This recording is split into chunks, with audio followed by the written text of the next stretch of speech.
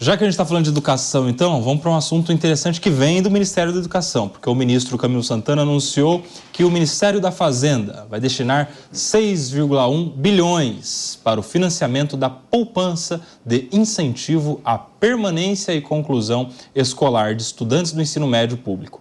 A intenção é iniciar o programa Pé de Meia no ano que vem, com a intenção de reduzir a evasão escolar, democratizar o acesso à educação e diminuir desigualdades raciais, sociais e de gênero.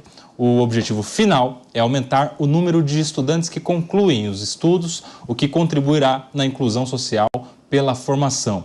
O estudante que será financiado pelo programa deverá seguir uma lista de regras, como manter frequência mínima, ser aprovado no final do ano letivo e se matricular no ano seguinte. Ainda será definido pelo governo federal qual o valor e a abrangência do benefício. Quero começar com você, Ricardo Rosso, que é consultor sobre assuntos de educação. Qual a sua avaliação dessa medida agora, esse programa que visa criar essa poupança para incentivar que as pessoas continuem estudando? Meu querido Koba, é muito importante qualquer tipo de política pública que busque reduzir a evasão escolar. Só que os problemas da educação, e o ministro Camilo sabe muito bem, porque já trabalhou muito no estado de onde ele vem, no estado do Ceará, sobre o tema, é muito mais profundo. A evasão escolar é composta por diversos fatores e não é apenas o fator financeiro, que o jovem sai da escola para poder ter que trabalhar. Ele é um deles, mas há hoje um grande desinteresse dos jovens em continuar na escola. Pouca atratividade, a percepção do jovem que está hoje no segundo, no terceiro ano do ensino médio, sobre o que a escola está ensinando para ele, o que ele vai de fato aprender e aplicar na vida, que ele perceba que ele tenha ganho, é muito pequena. Ele percebe que ele vai empreender, fazer alguma coisa ou mesmo nem fazer nada e que para ele talvez aquilo seja melhor. Então nós precisamos repensar o modelo de educação que nós temos no Brasil. É óbvio que esse projeto é muito bem-vindo. Okay? É um valor de 6,1 bilhões de reais. Nós temos aí um pouco mais de 7,5 milhões de estudantes, de acordo com o INEP, no nível médio brasileiro. Então, a gente já percebe que, assim como o governo disse que vai anunciar os valores um pouco à frente, como vai ser distribuído esse recurso, mas que serão valores pequenos, é apenas um projeto para tentar manter esse jovem dentro do nível médio. Ele precisa pensar em melhorar a qualidade da educação para que esse jovem se sinta atrativo, para que ele perceba de fato a atratividade dentro da aula que está sendo ensinada para ele, que ele perceba que ir para a escola ele está tendo um ganho que vai utilizar para a vida dele. Isso é muito importante, a gente percebe muito isso. Conversando com os próprios jovens dentro da sala de aula, ele precisa melhorar a qualificação dos profissionais da educação que estão dando aula lá dentro, a infraestrutura das escolas brasileiras, que há muito tempo é muito ruim. Então tem muitos outros fatores que podem determinar a permanência do jovem no nível médio, aquela idade que o jovem já começa a se colocar aí para o mercado de trabalho, buscar empreender, buscar um bico aqui, um bico ali para conseguir alguma rendinha. E o interessante dessa notícia também é que não no nível médio, mas logo na entrada da democratização do ensino no Brasil, o ministro vai na contramão, querendo inclusive, por exemplo, acabar com o uso das novas tecnologias na educação no Brasil, acabar com a educação que é chamada educação à distância no Brasil, que ajuda a democratizar bastante a educação no Brasil. Então é uma decisão, apesar de uma ser no nível médio, outra no nível superior, é bastante contraditória. Acho que o ministro precisa realmente dar uma aprofundada no tema.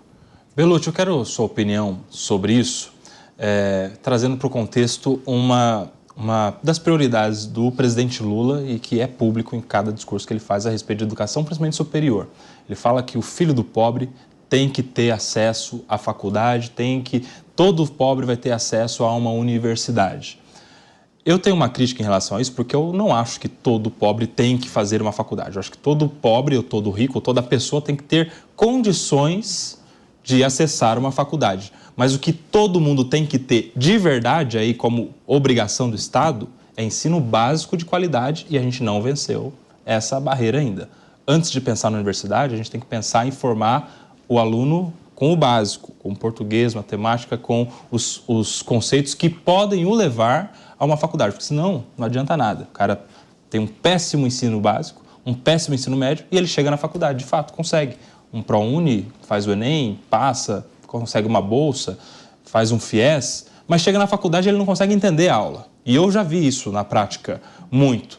E aí, comparando com alguns países da OCDE, eu estava vendo, acho que a gente já até falou sobre isso aqui, Rose, que os países mais desenvolvidos, eles têm o mesmo valor público destinado para o ensino básico, é aquele destinado para o ensino superior público. No Brasil, a gente tem o dobro do valor do ensino básico aplicado no ensino superior. Ou, de outro ponto de vista, a gente tem a metade do que é aplicado no ensino superior no ensino básico. A gente tem um déficit de 50% se a gente fizer essa comparação. A gente tem que começar, de fato, a pensar lá na ponta da linha, no cara que está começando na escola, para ele aprender a estudar, para ele se interessar pelo estudo, para ele enxergar na educação um meio de superação, um meio de crescimento, um meio de desenvolvimento, inclusive pessoal, familiar. Perfeita a sua colocação, Kobayashi. E você vê que o anúncio do programa, né, as razões lá que dizem do programa, já começa com aquele monte de signos, né, de símbolos linguísticos vazios, né, que é democratizar o ensino, combater, né, que eu até grifei aqui, combater a inclusão, fazer inclusão de gênero, de raça, não sei o quê. São sempre esses signos vazios, né, quando a gente quisesse que estaria aqui incentivar português, matemática, né, história, química, enfim. Agora, sempre essa palavra, democratizar o ensino. É sempre interessante que se tenham iniciativas no ensino fundamental, né, no ensino médio. Agora, como o Kobayashi colocou, esse é a base, né, esse ensino é a base. Agora, com essas informações aqui, fica difícil acreditar que será, né? Democratizar o acesso à educação e diminuir desigualdades raciais, sociais e de gênero. Não vi aqui português, matemática, não vi nada disso. São sempre esses símbolos vazios, né, para justificar o gasto de verba pública. Esperamos que a verba chegue aos estudantes de fato, que eles possam, né, ter um ensino de qualidade, mas isso não é discutido em momento algum. A qualidade do ensino público no Brasil, que é péssima, tanto que normalmente o estudante de universidade de ensino público, depois ele vai para a universidade privada, e o estudante de escola privada vai para a universidade pública, conforme você colocou aqui brilhantemente, tendo inclusive o dobro de investimentos. Cristiano Vilela.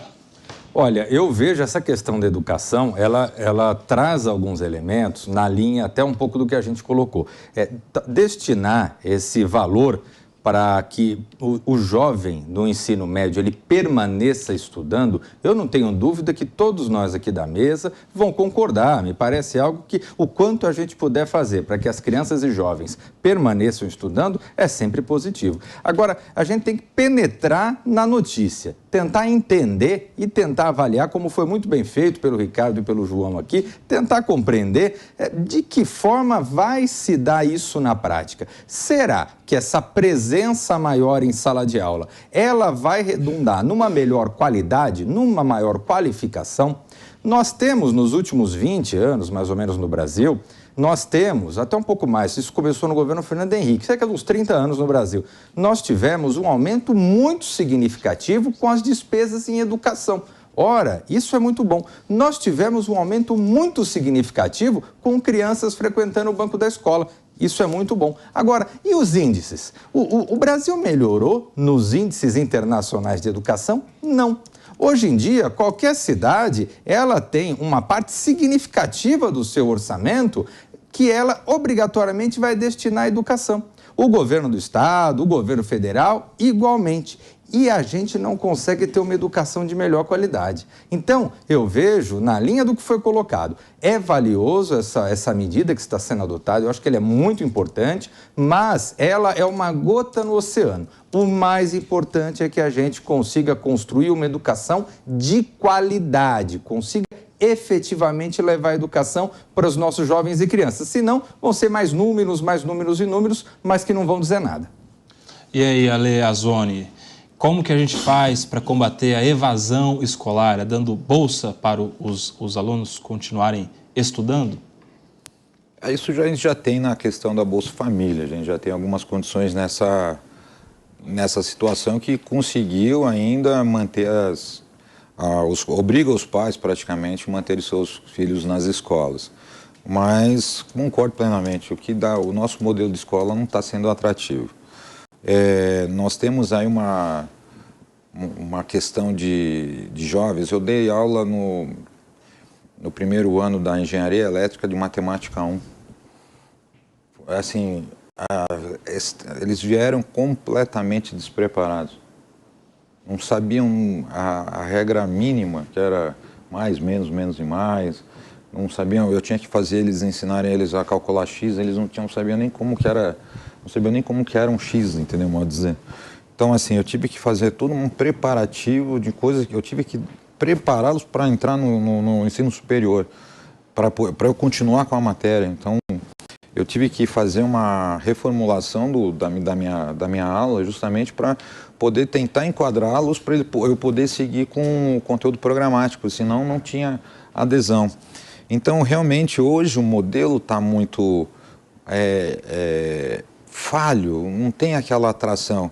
E até no privado existe uma loucura, meus filhos passaram por isso, minha filha passou por isso, das escolas te obrigarem a ter pontuação no Enem. Então, a obrigatoriedade que você está no ensino médio é estudar para passar no Enem com notas altas e aquela escola vai ficar te batendo. Então, ela não te faz você ter prazer pelo que você está aprendendo, sim para conseguir uma média boa para aquela escola, para ela poder ter um ranking, para continuar se vendendo como a melhor, que melhor se qualifica no Enem. Então, assim, você perdeu aquela essência da escola, do professor. Eu tive excelentes professores que eu me lembro até hoje, que tiveram aulas de ciências, aquelas aulas de laboratório, aquelas que te fomentavam o despertar, a questão da história. Hoje não, hoje ou é nota de Enem, nas privadas, e nas públicas é aquele negócio assim, é uma questão de falta de infraestrutura, uma falta de tecnologia, existe uma segregação muito grande em questão do mercado oferece das escolas privadas para as escolas públicas. Eu acho que também por causa da divisão que acaba sendo constitucional, que o ensino infantil e o Fundamental 1 praticamente ficam com a prefeitura e depois o Fundo 2 passa e o ensino médio passa para o Estado. Aí você então tem dois entes federativos oferecendo um serviço educacional de continuidade. Às vezes não se conversam, né? Exatamente, não se conversam. Então, uma tem uma base, outra tem a outra. Aí, quando uma migra para a questão do Estado, tem uma falta de qualificação, dependendo da prefeitura que você está falando. Aí você vai para o Estado é maior, ele não consegue fazer esse acompanhamento, não existe uma integração. E fora, por exemplo, eu tiro como Estado de São Paulo, a bagunça que é o sistema do funcionário público, do professor. Não tem essa de que assim, prestei um concurso para ser professor, serei professor. É uma sopa de letrinhas, né? Que tem um professor A, B, C, D até o Z, que depende de hora-aula, que aí ele não trabalha exatamente no lugar onde achou que ia trabalhar, ele é transferido.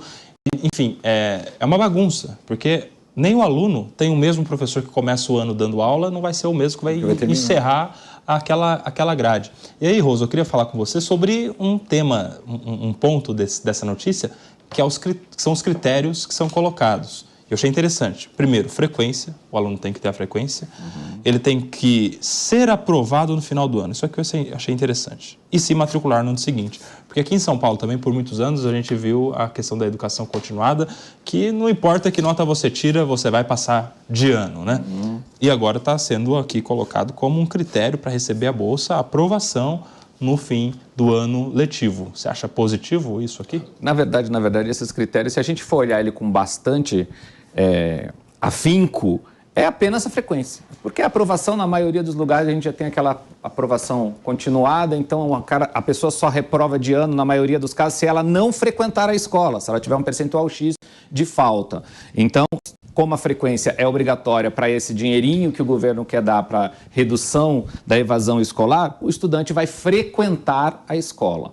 Frequentar a escola, Koba, não vai trazer nenhuma melhoria na qualidade de educação. As pessoas, para ficar com aquele dinheirinho, uma parcela ainda, não serão todos, o impacto não vai ser tudo isso que o governo está imaginando, vão frequentar a escola só. Vai ter frequência na escola, mas não vai melhorar na qualidade. E uma coisa da qualidade que todos nós falamos aqui, que se reflete nos dados, são os índices do PISA, que é um programa internacional que analisa jovens de 73 países da OCDE no mundo, jovens de 15 anos de idade. E o Brasil figura sempre entre as últimas posições em matemática, leitura e ciência. Então, mostra que há muito tempo o Brasil não vai bem na educação de base, infelizmente. E é a educação de base que pode causar alguma transformação nesse país.